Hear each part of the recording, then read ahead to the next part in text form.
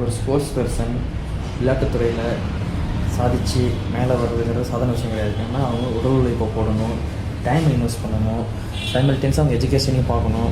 இதெல்லாம் எல்லாத்தாலையும் முடியாது. அது ஸ்பெஷல் டேலண்ட் வேணும். அந்த மாதிரி ஸ்பெஷல் டேலண்ட்டெல்லாம் கண்டுபிடிச்சி அவங்களுக்கு சரியான ஊக்கத்தொகை வழங்கி, அவங்களுக்கு சரியான ட்ரைனிங் கொடுத்து, அவங்களுக்கு சரியான இன்ஃப்ராஸ்ட்ரக்சர் ரெடி பண்ணி கொடுத்து, அவங்களுக்கு சரியான ப்ரோட்டீன் ரிச் ஃபுட்டு, அவங்களுக்கு தேவையான அளவு சாப்பாடு என்ன மாதிரியான சாப்பாடெலாம் கொடுக்கணுமோ அதெல்லாம் கொடுத்து, அவங்க போய் விளையாட்டில் சாதித்து வரும்போது அவங்களுக்கு அரசு வேலை கொடுத்து, இந்த மாதிரி அவங்களையும் ஊக்குவிச்சு அவங்கள பார்த்து நிறைய பேர் வரணும்னு ஒரு முன்னெடுப்பை எடுத்து இதெல்லாம் பண்ணுறது ஒரு மாநில அரசோட கடமை.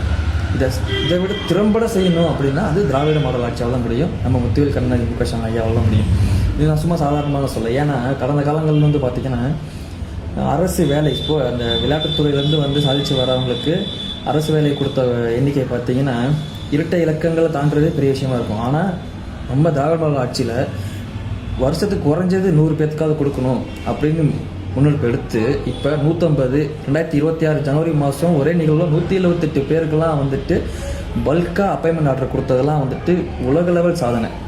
இவங்க ஸ்போர்ட்ஸில் இன்னும் பெரிய பெரிய விஷயங்கள்லாம் இப்போ இந்த செஸ் ஒலிம்பியாட் பண்ணது, திராவிட மாடல் 2.0 ஆட்சியில் தமிழ்நாட்டு வீரர்கள் வீராங்கனைகள் உலக அளவில் சாதித்து வருவாங்க.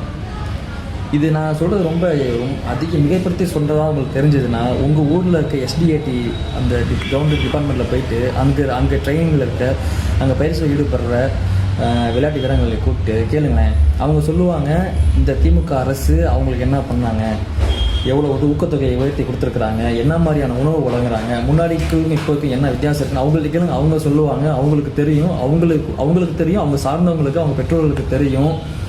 ஸ்டாலின் தொடரட்டும், தமிழ்நாடு வெல்லட்டும்னு அதே தான் நானும் சொல்கிறேன்.